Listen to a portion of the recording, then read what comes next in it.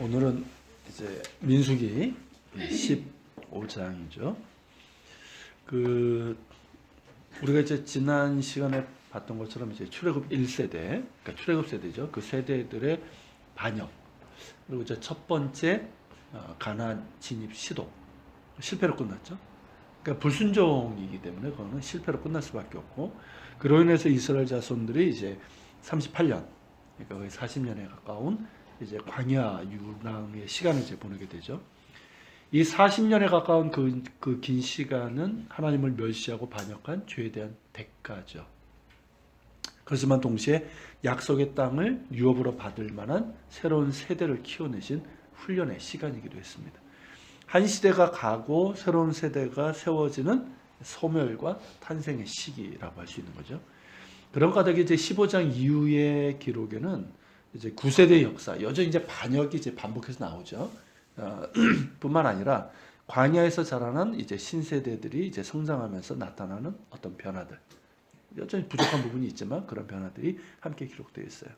마치 이제 영화에서 한 장면이 다른 장면과 이렇게 오버랩되는 듯한 그런 이제 두 세대의 광야 생활이 이제 시작이 됩니다. 자, 출애굽 세대 반역과 실패 이후의 첫 기록이 뭐냐면 추가적인 제사와 그 규정들에 관한 거예요. 의외죠, 조금은. 그러니까 자연적인 어떤 시간의 흐름이 아니라서, 그러니까 그 이후에 어떤 그들의 행적에 대한 기록이 아니고 이 율법 조항이기 때문에 좀 부자연스러워 보이기도 합니다. 근데 이는 무언가 중요한 의도성이 있고 흐름의 단절이 아니라 오히려 앞뒤를 연결시켜주는 내적 통일성을 갖고 있다는 거예요. 자, 자신들을 크신 은혜와 권능으로 애굽에서 인도하시고 또 구원하시고 지금까지 인도하시는 하나님을 그들이 이제 멸시하고 반역을 일삼았는데, 자, 그런 그들에게 요구되는 것은 무엇일까요? 뭐 의미 없는 부르짖으면 뭐 툭하면 하잖아요. 그죠? 그 부르짖음이 아니라 진실한 회개이고 무엇보다 하나님의 말씀에 대한 순종이라는 거죠. 그러니까 불순종이 몸에 배인 백성들이기 때문에 더욱 순종이 강조될 수밖에 없습니다.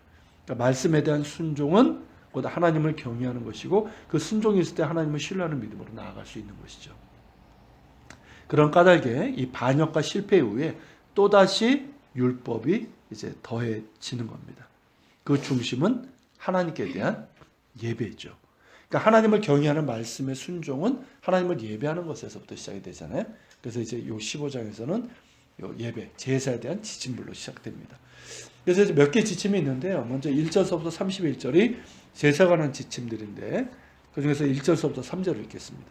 여호와께서 모세에게 말씀하여 이르시되 이스라엘 자손에게 말하여 그들에게 이르라. 너희는 내가 주어 살게 할 땅에 들어가서 여호와께 화제나 번제나 소원을 갚는 제사나 낙헌제나 정한 절기제에 소나 양을 여호와께 향기롭게 드릴 때에.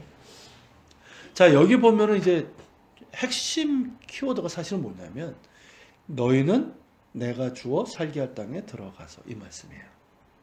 이게 사실 중요한 부분이에요. 그러니까 이 말씀은 이스라엘 자손들, 즉 광야 세대들이 가나안 땅에 들어가서 살게 될 때에 지켜야 될 예배 규정이거든요. 즉 반역과 실패 역사에도 불구하고 그 땅에 대한 약속은 여전히 유효하다라는 거죠. 그리고 이제 반역의 세대들의 자녀들이 그 땅에 들어가게 하실 것이라는 말씀하셨잖아요. 그렇게 그 말씀하신 대로 새로운 희망을 보여주고 있는 것입니다. 그 13장 14장에서 우리가 본 것처럼 이 불순종의 반역은 출애굽 세대에게 이제 참혹한 결과를 초래하게 되죠. 광야에서 다 죽게 되는. 그렇지만 이제 약속의 땅에 들어가려는 소망은 하나님의 자비 가운데서 여전히 유효하고, 그 땅에 들어갈 광야 세대들에게 가장 중요한 것은 다른 게 아니죠. 살아계신 하나님을 합당하게 예배하는 것. 그들을 택하신 이유가 살아계신 한 분 하나님만을 예배하며 신뢰하는 거룩한 나라, 그리고 그 하나님을 열방 가운데 전하는 제사장 민족으로 삼으시기 위함이죠. 이런 부르심의 목적 가운데 가나안 땅이 있는 거예요. 그러니까 땅 자체는 의미가 없는 거예요.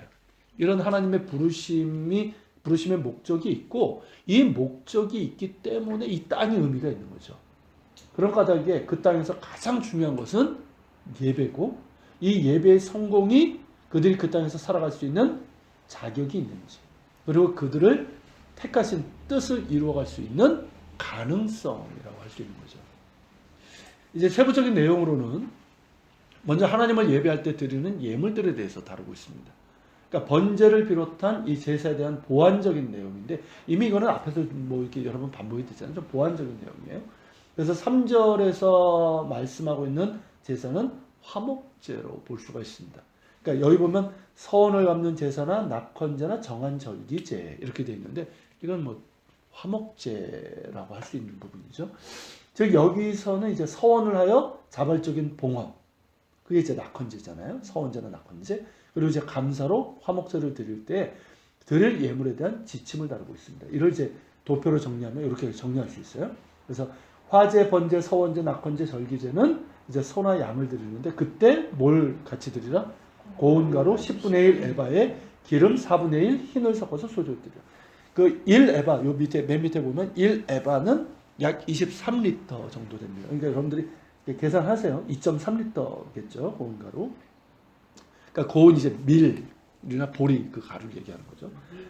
예. 그리고 이제 기름은 이제 흰, 이게 우리가 쓰는 용어가 아니니까, 단위가 아니니까 1흰이 약 3.8리터. 이거 뭐 계산하시면 되고. 아무튼 이거를 섞어가지고 이제 소재로 이제 드리라는 것이고. 그리고 이제 양이 적은 양이요. 그렇게 적은 건 아니죠. 예. 소재로 드리라는 것이고.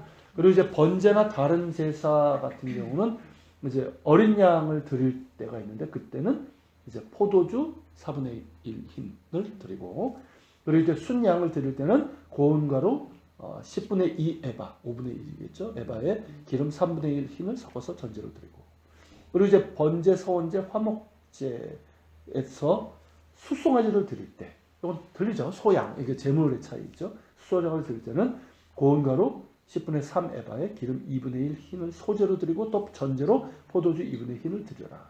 이렇게 이제 되어 있어요. 그러니까 이러한 제사 때 드리는 예물은 이미 레위기 1장, 6장 등에서 자세하게 언급되고 있지만 여기서 강조점은 뭐냐면 소, 양 등과 함께 드릴 곡물을 얘기하고 있는 거예요. 그러니까 제물에 첨가되는 이 고운 가루와 기름과 포도주는 뭡니까? 이게 광야에서 얻을 수 있는 게 아니잖아요. 그러니까 가나안 땅의 정착과 농경 생활의 소산물입니다. 즉 제사에 대한 추가적인 규정에 이 가나안 땅에 대한 약속이 담겨져 있는 거예요. 무슨 의미인지 이해가 되시죠? 그러니까 이거는 뭐 지금 이렇게 뭐 이런 식으로 할 수 있는 건 아니니까.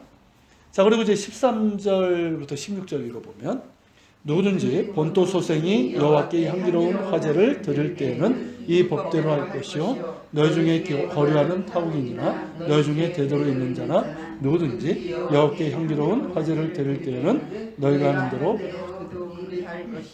회중 곳은 거류하는 타국인에게나 같은 율례이니 너희의 대대로 영원한 율례라. 너희가 어떠한 대로 타국인도 여호와 앞에 그래야 너희에게나 너희 중에 거류하는 타국인에게나 같은 규례이니라. 자, 이런 이제 규정은 단지 이제 이스라엘 자손에게만 해당되는 것이 아니라 그들 가운데 거류하는, 그들 가운데 함께 살고 있는 타국인들, 외국인들, 이방인에게도 동일하게 적용되는 율례라는 거죠. 그러니까 이스라엘 자손도 타국인도 하나님 앞에서는 같은 율례에 따라 예배를 드려야 된다는 거죠. 사실 이게 맞죠. 하나님의 뜻이 아브라함 후손을 통해서 땅의 모든 족속이 복을 받게 하시라는 것이 하나님의 목적이기 때문에 그렇죠. 자, 그리고 이제 17절부터 21절 읽겠습니다. 여호와께서 모세에게 말씀하시되 이스라엘 자손에게 말하여 이르라. 너희는 내가 인도하는 땅에 들어가거든 그 땅의 양식을 먹을 때에 여호와께 거제를 드리되 너희의 처음 익은 곡식가루 떡을 거제로 타작마당에 거제같이 들어드리라. 너희의 처음 익은 곡식 가루떡을 대대에 여호와께 거제로 드릴지. 자, 여기서도 강조점은 너희가 내가 인도하는 땅으로 들어가거든. 이런 요 말. 똑같죠. 앞에하고 똑같아요. 그러니까 반역과 실패 폐허에 지금 약속의 땅에 소망의 씨앗을 심고 계시는 거라고 볼 수가 있는 거죠. 그러니까 약속의 땅에 들어가서 경작을 하고 수확을 했을 때 무엇을 해야 될 것인가? 그 말씀이에요. 자, 그때 이스라엘 백성이 해야 될 것은 뭡니까? 처음 익은 곡식가루로 만든 빵. 우린 떡이라고 되지만 빵이죠. 그 빵을 거제로. 거제는 이렇게 들어가지고 하나님께 드리는 거거든요. 그 거제로 하나님께 드리라는 거예요. 이는 가나안 정착 첫 해뿐만 아니라 대대. 그러니까 매년 이제 파종을 하고 곡식을 거두잖아요. 첫 곡식을 거두어서 하는 때가 이제 6월절 그때인데 보리 그리고 이제 그 다음에 이제 오순절인데 이제 그때에 이렇게 이제 거제를 드리라는 말씀이에요. 이는 이제 그들이 들어가는 땅은 누구의 땅이기 때문에 그들의 땅이 아니잖아요. 하나님께서 주신 땅이고 또 그 땅의 양식 역시 누가 주신 것? 하나님께서 주신 것임을 인정하는 이 감사의 예를 드리라는 거예요. 이거는 이제 대대로 드리라는 것은 언제나 이 사실을 잊지 말고, 그러니까 우리가 살아가는 너희가 살아가는 이 땅이 누가 주신 땅이며 너희에게 주시는 너희가 먹는 양식이 누가 주신 것인지를 늘 잊지 말고 하나님께 감사하고 그러면서 하나님께 순종하면서 신뢰하는 삶을 살아갈 것을 이렇게 말씀하고 계시는 거죠. 자, 그러고 나서 이제 주어지는 명령이 뭐냐면 하나님의 이러한 계명을 지키지 못했을 경우 그걸 얘기하고 있어요. 자, 21절부터 24절. 너희가 그를 범죄하여 여호와께 모세에게 말씀한 이 모든 명령을 지키지 못하되 곧 여호와께서 모세를 통하여 너에게 명령한 모든 것을 여호와께서 명령한 날 이후부터 너희 대대에 지키지 못하여 회중이 부지 중에 범죄하였거든 온 회중은 수송아지 한 마리를 여호와께 향기로운 화제로 드리고 규례대로 소제와 전제를 드리고 순염소 한 마리를 속죄제로 드릴 것이라. 자, 22절서부터 이제 31절까지는 이제 하나님의 자비의 은총으로 약속의 땅에 들어갔을 때 그 땅의 소산물로 하나님을 영화롭게 할 것을 명령하신 후에 그릇 범죄하여 하나님께서 말씀하신 이 모든 명령을 지키지 못하였을 경우 그에 대한 이제 규정이에요. 자, 여기에는 이제 앞에서 정한 예물에 대한 율례를 포함한 모든 율법에 대한 것으로 보다 이제 포괄적인, 앞에서 이제 주로 이제 제사 문제를 얘기했잖아요. 예물. 그거를 포함한 보다 포괄적인 문제를 다루고 있는데, 먼저 이제 어떤 경우냐면 부지 중에 지은 범죄. 그러니까 의도성이 없는 거예요. 고의적인 게 아니라 부지 중에 그런 이제 지은 죄, 이런 부분들. 자, 먼저 이제 공동체의 경우와 이제 개인의 경우를 나누는데, 자, 공동체가 이제 지은 경우가 있잖아요. 그럴 때 이제 회중이 부지 중에 범죄했을 경우에는 숫송아지 한 마리를 화제로 드리고, 이게 불태우라는 거죠. 그리고 규례대로 소제와 전제를 드리고 숫 염소 한 마리를 속죄제로 드릴 것을 규정하고 있어요. 이런 제물들은 속죄를 위한 것이기 때문에 레위기 4장에는 속죄제 규례가 나오니까 그거에 이제 따른 거예요. 그리고 이제 개인이 부지 중에 범죄했을 경우, 그게 이제 27절부터 31절 이렇게 되어 있는데, 한 사람이 부지 중에 범죄하면 1년 된 암염소를 속죄제로 드리고, 자, 제사장은 그 부지 중에 범죄한 사람이 하나님 앞에 범한 죄를 위하여 속죄하고, 그러니까 고백하고 이렇게 할 수 있도록 그렇게 그래서 죄를 속해야 된다는 거죠. 이 역시 이스라엘 자손뿐만 아니라 그들 가운데 거류하는 타국인에게도 동일하게 적용되는 율례입니다. 반면에 자, 이스라엘 본토이든지 이제 타국이든지 고의로 범죄했을 경우에요. 고의로. 즉 율법의 내용을 알고도 고의적으로 범죄한 경우는 속죄된 규정이 없어요. 그러니까 율법에 따라 엄중한 처벌이 주어지는 것밖에 없습니다. 그러니까 고의로 율법을 범한 것은 뭐냐면 그 율법을 주신 하나님을 비방하는 죄로 얘기를 하고 있어요. 그러니까 즉 하나님을 모독하고 멸시하는 죄이기 때문이라는 거죠. 단순히 뭐 어떤 조항을 어겼다 이 차원이 아니라는 거예요. 고의적인 경우에는. 자, 그런 자는 그의 백성 중에서 쫓겨나 끊어지게 될 것이라는 말씀입니다. 그러니까 율법을 다 알면서도 고의로 죄를 지은 경우 별도의 속죄 규정이 없는데 출애굽 세대들이 지은 죄가 바로 이런 거죠. 그들은 이제 하나님의 크신 은혜와 놀라운 권능으로 출애굽을 경험했잖아요. 또 광야에서 먹이시고 돌보시는 은혜를 경험했어요. 시내산 밑에서 하나님과 언약을 맺고 그 언약의 말씀을 모세를 통해서 다 들었죠. 들을 뿐만 아니라 어땠습니까? 우리가 그대로 순종하겠습니다. 맹세까지 했죠. 그리고 그 이후에도 여러 번 반복해서 그 말씀들을 들었어요. 그들의 불순종은 몰라서 그런 것도 아니고 듣지 못해서 잘못 행한 것도 아니에요. 분명하게 보았고 들었고 반복해서 들었어요. 들었음에도 따르지 않았고 알고 있음에도 무시했어요. 그러니까 그들의 고의적인 이 불순종은 하나님을 모독하고 멸시하는 악한 행위였죠. 하나님께서 그 얘기하죠. 너희가 언제까지 나를 멸시하려 하느냐 이 말씀하시잖아요. 단순히 어떤 법 조항을 어긴 거를 얘기하는 게 아니에요. 자, 그런 자들은 어떻습니까? 하나님을 이렇게 모독하고 멸시하는 악한 행위를 하는 자는 거룩한 회중, 하나님께서 이 부르신 그 거룩한 회중에 있을 수가 없죠. 그러니까 끊어지는 것이 당연한 거예요. 그럼에도 그들을 회중 가운데 살아가게 하신 것은 전적으로 하나님의 자비이죠. 그런데 이런 규정이요, 신약 성경에서도 반영되고 있다는 거예요. 자, 히브리서 10장 26절 27절 읽어보면 우리가 진리를 아는 지식을 받은 후 죄를 범한 즉 다시 속죄하는 제사가 없고 오직 무서운 마음으로 심판을 기다리는 것과 대적하는 자를 태울 맹렬한 불만 있으리라. 자, 이게 이제 신약에서도 같은 내용이에요.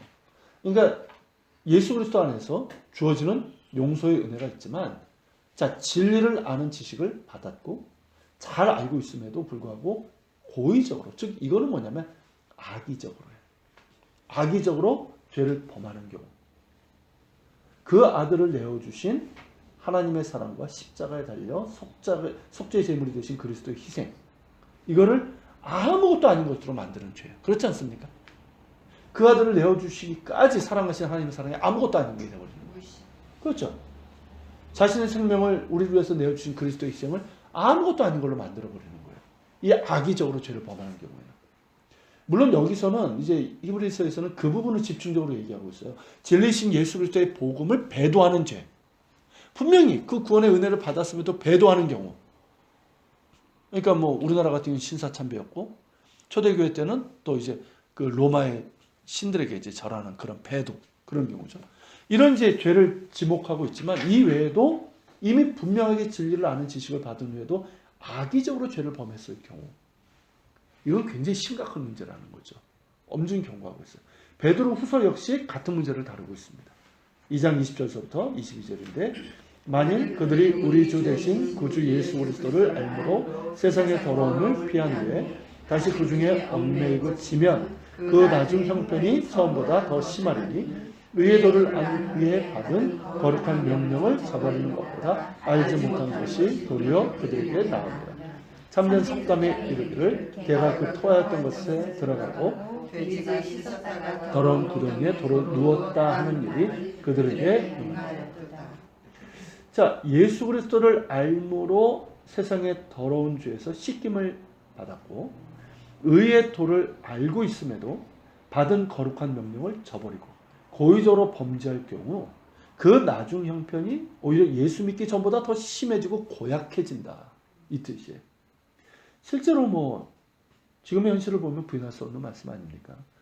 하나님의 말씀을 전하는 목회자들, 그리고 신앙생활을 오래 한 중직자들이 아무렇지도 않게 죄를 범합니다. 신천지 같은 이단에 빠지는 자들은 차치하고 불법을 행하면서도 그것을 숨기려 하고 심지어 말씀으로 합리화하기도 합니다. 그들의 형편이 어떻습니까? 자, 그들로 인해서 하나님의 이름이 망령되이 일컬어지고 그리스도의 몸된 교회가 더럽혀지고 무너지고 맙니다. 그 나중 형편이 처음보다 더 심해질 뿐만 아니라 아주 고약하고 파괴적이죠. 자, 그들의 말씀을 모를까요? 그들은 진리를 아는 지식을 받았고 의의 도를 압니다. 그럼에도 불구하고 자신들의 욕심을 위해서 고의적으로 말씀을 짓밟고 또한 그 죄를 가리기 위해서 말씀을 악용하는 이 악의적인 행위를 하나님께서 어떻게 하실 것 같은가 하는 거예요. 죄가 있는 곳에 은혜가 있다고 하지만 그 은혜를 고의적으로 짓밟는 죄는 과연 사함을 받을 수 있을까 하는 거죠. 물론 자신을 죽이는 정도, 정말 자신을 정말 죽이는 그런 정도의 처절한 철저한 회개와 돌이킴이 있다면 주께서 다시금 용서의 은혜를 베푸시겠지만, 안타깝게도 이러한 자들의 경우는 그런 회개로 돌이키는 경우가 그렇게 많지 않다는 거예요. 자, 예수님 때도 똑같았잖아요. 예수님 때 서기관들, 바리새인들, 이들의 경우가 뭡니까? 이들이 진리를 모릅니까? 의의 도를 몰라요? 입만 열었다면 맨날 그 얘기였어요. 그런데 실제로는 어땠습니까? 겉으로는 그렇게 보였지만 실제로 그들에게는 어땠어요? 다 짓밟았잖아요. 그리고 포장하고 합리하고 이러고. 그러니까 예수님께서 그들에게 하신 엄중한 책망이 이제 마태복음에 있지 않습니까? 23장 같이 읽겠습니다. 화에 쓸적 외식하는 서기관들과 바리새인들이여 회칠한 무덤 같으니 아름답게 보이나 그 안에는 죽은 사람의 뼈와 모든 더러운 것이 가득하도다. 이와 같이 너희도 겉으로는 사람에게 옳게 보이되 안으로는 외식과 불법이 가득하도다. 뱀들아 독사의 새끼들아 너희가 어떻게 지옥의 판결을 피하겠느냐. 자, 그들이 생각한 건 뭡니까? 우리는 아브라함의 후손이니까, 할례받은 백성들이니까, 천국은 따놓은 당상이다, 이렇게 생각했던 사람들이에요. 그런데 그들에게 하신 말씀이 뭡니까? 뱀들아 독사의 새끼들아 너희가 어떻게 지옥의 판결을 피하겠느냐. 이게 주님의 명령이에요. 그러니까 우리의 죄를 사하기 위해서 십자가에 달리신 주님께서 하신 말씀, 이게 고난주간 때 하셨던 말씀이에요. 그렇기 때문에 더욱 두렵고 떨림으로 우리의 구원을 이루어 가야 되는 거죠. 사도 바울이 얘기하지 않았습니까? 우리가 구원받은 그걸로 만족하는 게 아니라는 거죠. 그 이후에 구원받은 그 은혜를 기억하면서 계속해서 나아간다는 거죠. 그러니까 우리를 구원하신 예수 그리스도의 진리를 아는 지식을 우리가 받았고, 의의 도를 알기에 더욱 이거를 알기에 더 힘쓰고, 더 알아가야 되죠. 더 힘쓰고 알기 때문에 진리를 따르는 삶을 살아가야 된다는 겁니다. 여전히 악이 존재하고 또 우리의 내면에 이 죄성, 상처, 욕심, 연약함이 있지만 더욱 그리스도의 진리의 말씀을 붙들고 성령을 의지하여 거룩과 순종의 싸움을 해나가야 됩니다. 히브리서 12장 4절에 보면 그 말씀을 하셨어요. 너희가 죄와 싸우되 피 흘리까지는 대항하지 않았다라는 말씀을 해요. 쉬운 건 아니지만 정말 죄와 싸우되 어쩔 때는 피 흘리까지 대항하는, 정말 이런 그 순종의 씨름이 있어야 된다는 거죠. 그럴 때 어떻습니까? 주의 영원하신 은혜가 우리를 덮으시는 거예요. 붙잡아 주시고. 그러니까 오늘날 이제 한국교회 이렇게 보면서 은혜를 정말 너무 값싼 은혜로 만들고 있다라는 생각이 드는 거예요. 그 선포되는 메시지도 문제가 있고요. 그러니까 우리가 하나님의 용서의 은혜가 있지만은 그거를 너무 가볍게 여기는 경향이 있어요. 그러니까 우리가 이제 이런 부분도 잘 기억해야 될 필요가 있습니다. 이것도 우리 자신을 위한 것이기도 하고 또 한국교회를 위한 기도이기도 하죠. 자, 그 다음 이제 규정이 뭐냐면 안식일의 경우에요. 안식일을 이제 범한 자의 처벌인데, 자, 이렇게 이제 율례가 강조됐어요. 강조됐음에도 불구하고 백성들 가운데 고의적으로 범죄한 일이 일어났어요. 안식일에 어떤 사람이 나무를 하다가 발각되었어요. 이때는 아직 광야에 있을 때입니다. 자, 광야는 나무가 귀하죠. 불을 피울 때 쓰거나 간단한 가구를 만들 때 쓸 수 있는 나무는 시띠나무. 이게 이제 조각목이라고 성명이 되어 있죠. 이게 언약궤를 만들었던. 그리고 이제 로뎀나무 정도예요. 로뎀나무는 뭐 개나리 비슷해요. 이거는 그냥 땔감 정도밖에 못 써요. 그러니까 귀한 만큼 요긴하게 쓸 수 있죠. 이 광야에서는. 문제는 뭐냐면 나무를 한 데가 안식일이라는 거죠. 하나님께서 모세를 통해서 십계명을 주시면서 안식일을 거룩히 지키라고 하셨어요. 출애굽기 이제 31장 등에서 이제 반복해서 안식일을 엄격하게 준수할 것을 명령하셨죠. 출애굽기 31장 12절부터 17절을 보면 너는 이스라엘 자손에게 말하여 이르기를 너희는 나의 안식일을 지키라. 이는 나와 너희 사이에 너희 대대의 표징이니 나는 너희를 거룩하게 하는 여호와인 줄 너희가 알게 하리라. 너희는 안식일을 지킬지니 이는 너희에게 거룩한 날이 됨이니라. 그 날을 더럽히는 자는 모두 죽일지며 그 날에 일하는 자는 모두 그 백성 중에서 그 생명이 끊어지리라. 엿새 동안은 일할 것이나 일곱째 날은 큰 안식일이니 여호와께 거룩한 것이라. 안식일에 일하는 자는 누구든지 반드시 죽일지니라. 이같이 이스라엘 자손이 안식일을 지켜서 그것으로 대대로 영원한 언약을 삼을 것이니 이는 나와 이스라엘 자손의 영원한 표징이며 나 여호와가 엿새 동안에 천지를 창조하고 일곱째 날에 일을 마치고 쉬었음이니라 하라. 자, 이처럼 이것도 분명하게 알 수 있도록 엄중하게, 그리고 안식일 계명은 상당히 많이 반복적으로 이제 그 말씀하셨잖아요.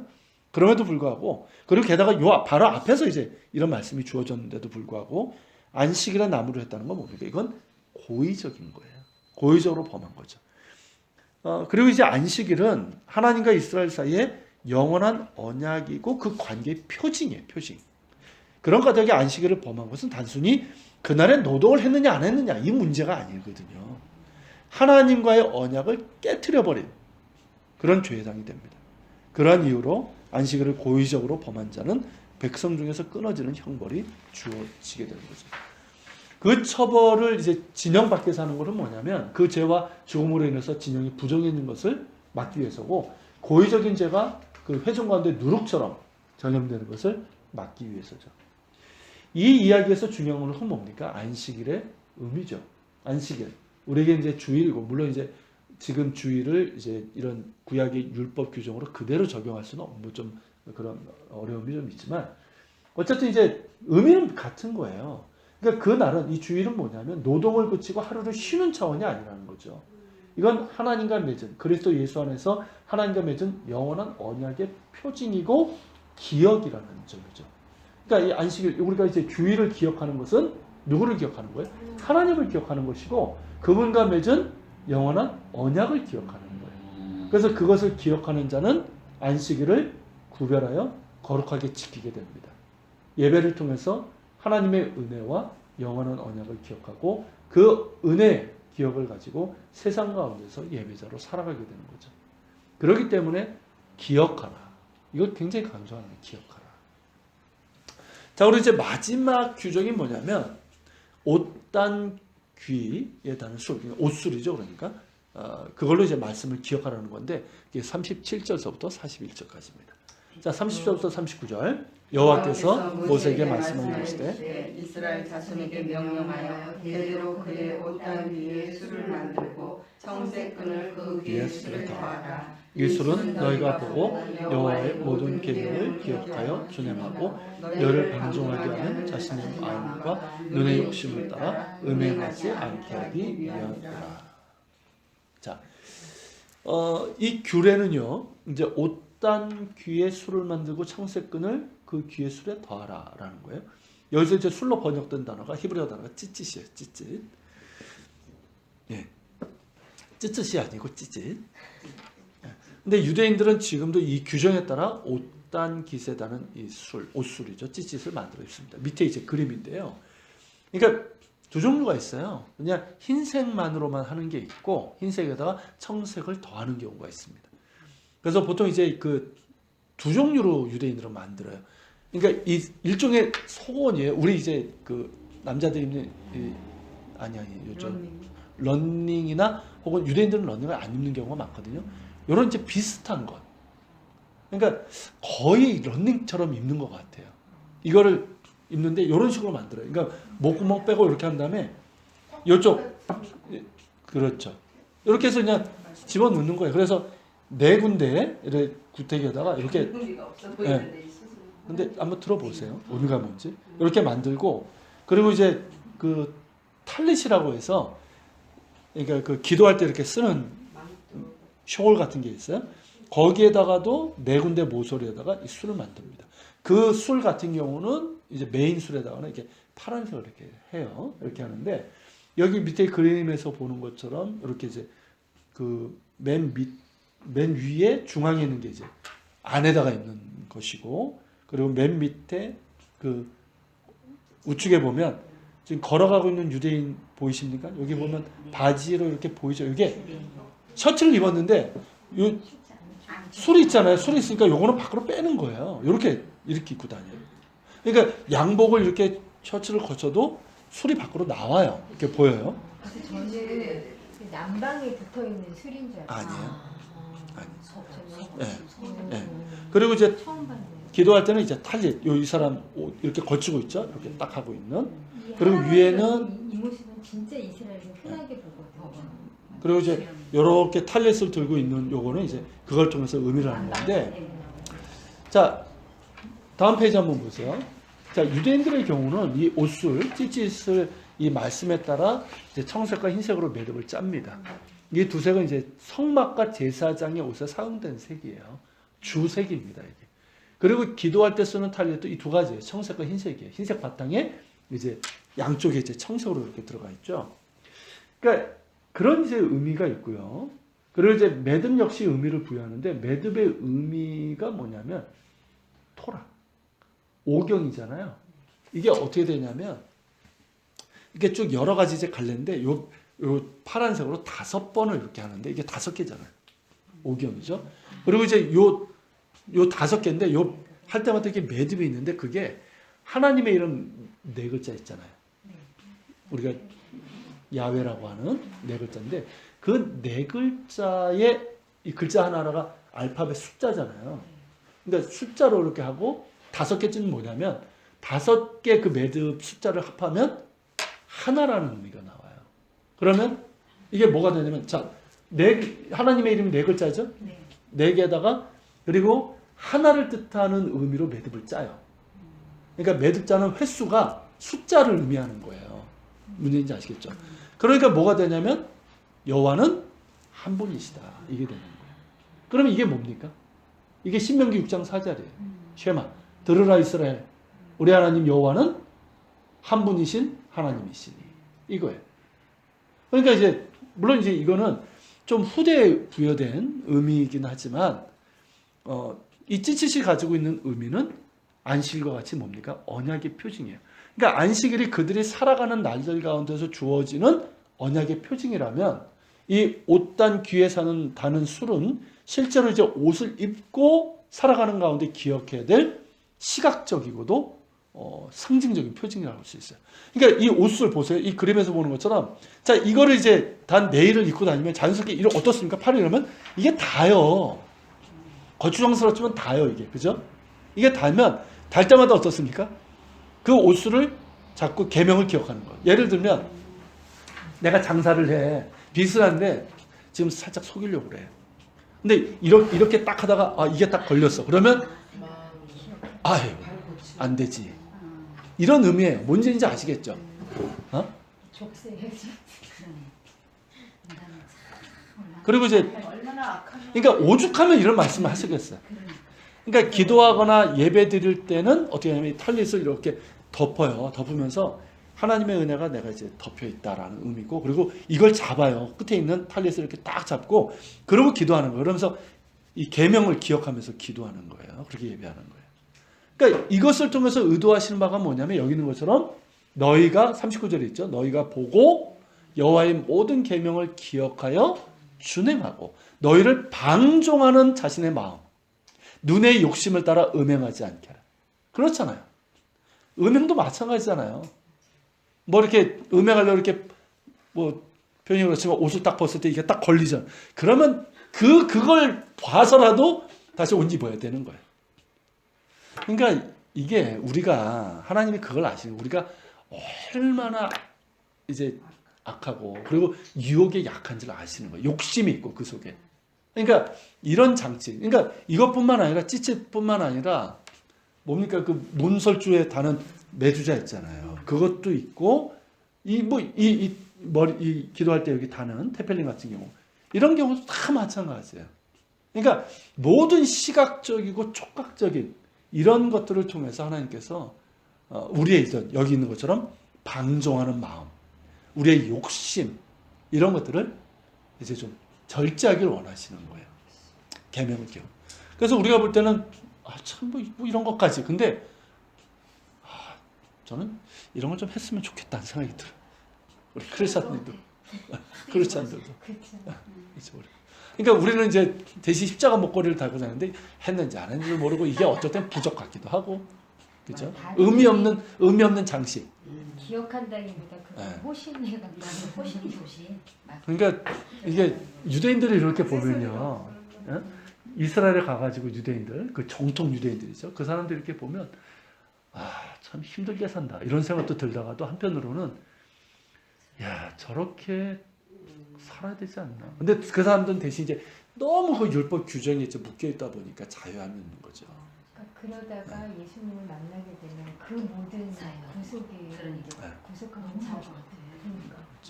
근데 그 가치를 제대로 아는 거죠. 그렇죠. 우리는 뭐 안 하다가 이도 안 하다가 그래서 너무 좀 가벼워진 게 아닌가 하는 생각이 드는 거예요. 그게 그렇게 갖춰진 것 같아요. 왜냐하면 교회에서도 우리가 하나님 구원을 받았으니까 하나님의 이제 자녀가 되었다. 근데 거기까지 가르치고 그 다음에 천국의 백성이 돼야 되는 삶이 어떠한 삶이고 그렇게 정말 힘들고 어렵게 하면서 하나님의 나라가 이루어져 간다라는 부분을 안 해준 것 같아요. 그러니까 뭐냐면 돈 받았으니까 뭐 시컨 근데 이제 교회 생활을 가르쳐 주죠 대신. 그러니까 교회에서 지금 어떻게 권사로 지금 성지시를 이게요. 그것밖에 안 이게 하고. 이제 우리나라만의 문제가 아니라 사실 우리나라 이게 미국 신학이 많이 들어온 거거든요. 그렇죠. 그러니까 미국에서도 지금 정말 그 깨어있는 신학자들이나 목회자들은 뭐라고 그러냐면 우리가 무언가 놓친 게 있다는 거예요. 그러니까 이 이신칭의만을 강조했는데 이신칭이라는 게 단순히 믿음으로 구원받는다는 걸 끝나는 게 아니란 말이죠. 그러니까 바울이 강조하는 건 그것뿐만 아니라 그러니까 우리는 로마서의 앞부분만 강조한 거예요. 로마서의 뒷부분은 우리가 그 은혜를 받았기 때문에 그에 합당한 거룩한 삶을 살아가야 된다는 거거든요. 복음으로 인해 그렇죠. 고난까지. 이거거든요. 그래서 바울이 얘기한 게 두렵고 떨림으로 너희 구원을 이어가라. 계속해서 이어가라 이건데 이 부분을 우리는 놓치고 있다는 거예요. 그러면서 마치 은혜를 뭐라고 생각하냐면 내가 지은 모든 죄는 하나님 무조건 용서해 줘야 되는 이런 걸로 생각을 하고 있는 거예요. 티켓. 하다못해 그러니까 우리가 하나님도 우리가 이제 유혹에 아까 욕심이 되는 걸 아시고 그런 어떤 그런 가운데 넘어지고 뭐 부지 중에 이런 것들은 문제가 아니라 이 고의적으로 지금 한국 교회 그렇잖아요. 모릅니까? 아까 얘기했지만 고의적으로 하고서도 그거를 이제 드러나고 문제를 삼으면은 다 은혜로 돕자고 뭐 최근에 뭐 용서죠. 교회 세수 같은 경우도 그 고난 그 십자가 말씀을 가지고 참 희한하게 합리화시키더라고요. 그걸 보면서 야 저거는 하나님의 말씀을 모를 때보다 더 고약해지고 더 심해지는 거예요. 그걸 통해서 지금 보세요. 한국교회가 어떻게 되고 있는지 하나님의 영광이 어떻게 되고 있는지. 그러니까 구원이 주님 안에서 시작인데 그게 그냥 끝으로 여기는 거 그럼요. 같아요. 그러니까 이게 지금 한국교회 그러니까 선교단체들도 마찬가지고 다 이게 이 맹점이에요. 힘들다고 하면 거기서 딱 끝나는 사실 교인들도 알아. 따라오죠. 그러니까 지금은 복 받는 것만 얘기하는 거예요. 그러니까 지금은 그나마 이제 복 이렇게 하면 복을 받는다 하면 쫓아오거든요. 맞아. 그러니까 이제 목사님들이 그 갈래길에서 이제 분명히 힘든 거 안 하려고 하는 그 교인들, 그러니까 교회 교인들이 안 모이면 그 교회 존재 가치가 의미가 없는 그 맞아. 싸움인 거예요. 맞아. 늘 항상. 그러니까 그럼에도 불구하고 바른 길을 얘기한다라는 게 사실 이제 앞에선 목회자로서는 이제 떠날 각오를 하면서까지도 해야 되는 부분들이 있으니까 이 정도만 해도 되지 않냐. 뭐 그냥 조금 맞아. 그냥 이대로 머물고 싶다라고 하는 그 단계에서 계속 하나님은 끊임없이 우리한테 더 나은 단계들을 맞아요. 요구를 하시는데 그냥 하고 싶죠. 그냥 그렇게 그냥 뭐 교회에서 맞아요. 하는 일들은 그냥 하고 계시니까. 그러니까 그 부분이 항상 딜레마인 거예요. 그러면서 이제 천국은 다 간다고 얘기하거든요. 구원 받아놓고 천국을 간다 그러는 거예요. 그러니까 쏟고 있는 거지. 쏟이는 거고. 예수님 말씀하신 걸 그대로 전하면 나더러 주여 주여 하는 자마다 가는 게 아니라 그것이 아니고. 말씀하신 대로 살아가는 자들이. 기독교를 아예 모르는 사람보다 좀 알면서 거기서 지금 뭐라 그래야 되나 믿음으로 나가지 않고 좌절하고 실족하는 그런 사례도 좀 많이 있더라고요. 진짜 기독교에 그렇게 들어가는 어려우니까 건 믿음 요새는 지키고 비즈니스 가기가. 때문에 다 들어가는 거예요. 그 사람들이 아니 왜냐하면 비즈니스 때문에 다 들어가는 거예요. 이제 어이가 똑같아서 좀 하겠습니다. 마무리는 이제 41절, 41절이에요. 그리하여 너희가 내 모든 계명을 기억하고 행하면 너희의 하나님 앞에 거룩하리라.